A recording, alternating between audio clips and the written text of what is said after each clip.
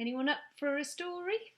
Reading stories to you is usually the very best part of my day, and so I thought, as I can't read them to you in person, I'd read you some from home. So today we're going to read How the Whale Got Its Throat. It's a Just So story, originally written by Rudyard Kipling.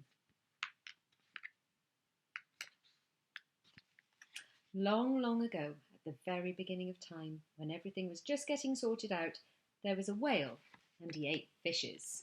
There he is, big greedy whale, all those frightened fish running away from him.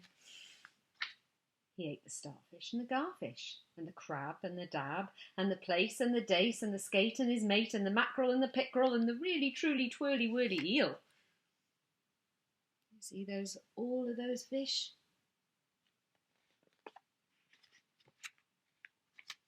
He swallowed every fish that he could find until there was only one small fish left in the sea. That small fish was a 'stute fish. He swam a little behind the whale's right ear to keep out of harm's way. Can you spot him?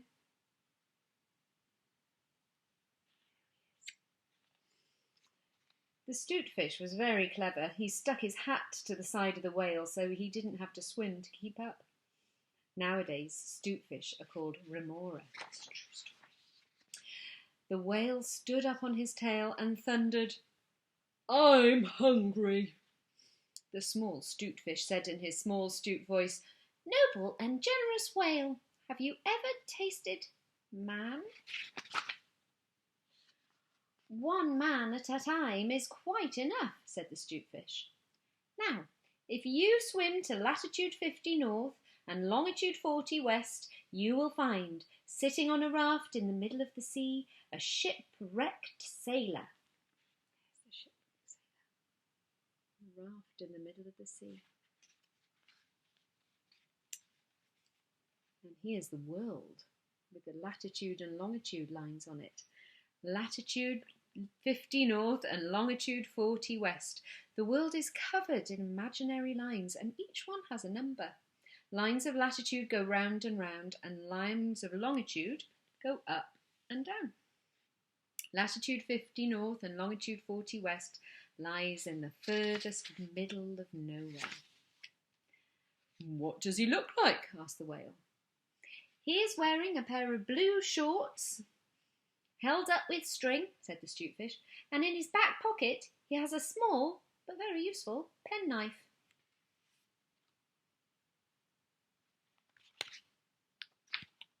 The whale started swimming. "But," continued the 'stute fish, "I think it's only fair to tell you that the sailor is a man of infinite resource and sagacity." The whale did not reply. He swam and swam as fast as he could swim. Do you think he's going to eat the man? When he came to latitude 50 north, longitude 40 west, he found the shipwrecked sailor sitting on a raft in the middle of the sea, just as the 'stute fish had said. The sailor was wearing a pair of blue shorts held up with string, and in his back pocket he had a small, but very useful, penknife.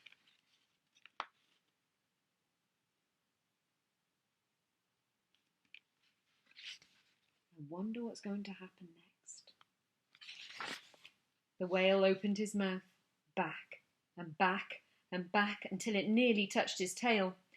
He swallowed the sailor and the raft he was sitting on, and his blue shorts, which were tied up with string, and the small but very useful penknife that was in his back pocket.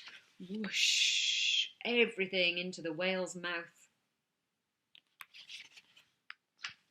He swallowed them all down into his warm, dark insides in one huge gulp. Then he smacked his lips twice and turned round 3 times on his tail. He's looking very pleased with himself. When the shipwrecked sailor, who was a man of infinite resource and sagacity, found himself inside the whale, he stumped, and he jumped, and he thumped, and he bumped. I imagine he was very angry. And he pranced, and he danced, and he banged, and he clanged, and he hit, and he bit, and he leapt, and he crept, and he prowled, and he howled, and he hopped, and he dropped. There he is, looking very, very cross. And he cried, and he sighed, and he crawled, and he bawled, and he danced the hornpipe on some very tender places, which made the whale feel very unhappy indeed, crushing the bones of the fish who've gone before. The whale said to the stute-fish, "This man is very nubbly. He's making me hiccup. What shall I do?" "Tell him to come out," said the stute-fish. So the whale called down his throat to the shipwrecked sailor. "Come out and behave yourself. I've got the hiccups." Not today," said the sailor. "Take me to the white cliffs and the sandy shore of the land where I was born, and I'll think about it." Then the sailor began to dance more than ever. "You better listen to him," said the stute-fish. "I did warn you that he is a man of infinite resource and sagacity." Sagacity means that you're very wise.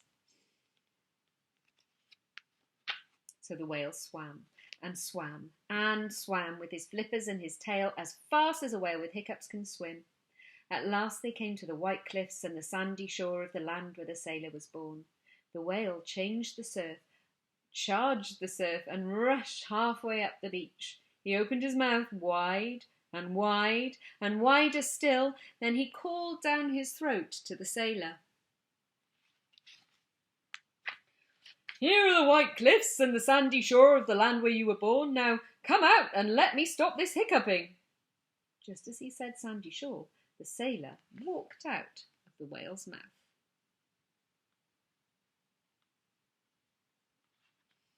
Now, all the time the whale had been swimming, the sailor had been hard at work. Remember that he was a man of infinite resource and sagacity. With his small but very useful penknife, he'd cut up the raft and made it into a neat, square, criss-cross grating. There it is. He tied it firm with the string that had held up his shorts, and he jammed that grating good and tight into the whale's throat, and there it stuck. And here, in case you're wondering about that small but very useful penknife, is a picture of the penknife. With all those things it's got on it. What can you spot?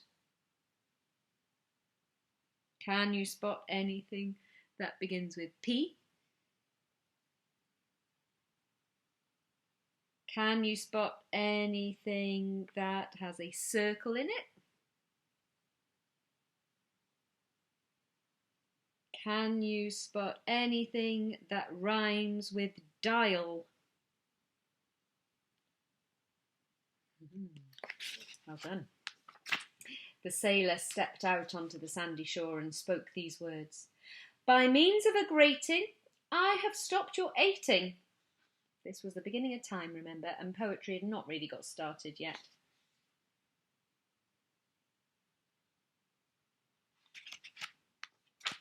The sailor had used all the string that held up his shorts to tie the grating together.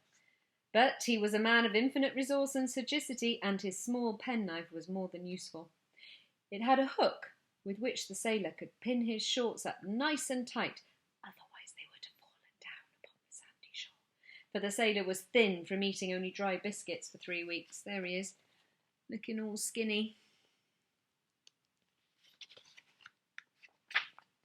The sailor went home, and he got married, and he lived happily ever after. And so did the whale. There's the sailor getting married. Looked very, very pleased. From that day on, the grating in the whale's throat, which he could neither cough up nor swallow down, stopped him eating anything but very, very small fish. And that's the reason why whales never eat men or women or little boys or girls.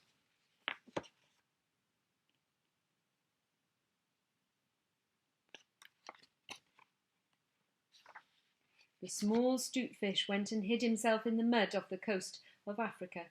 He was afraid that the whale might be angry with him, which he was.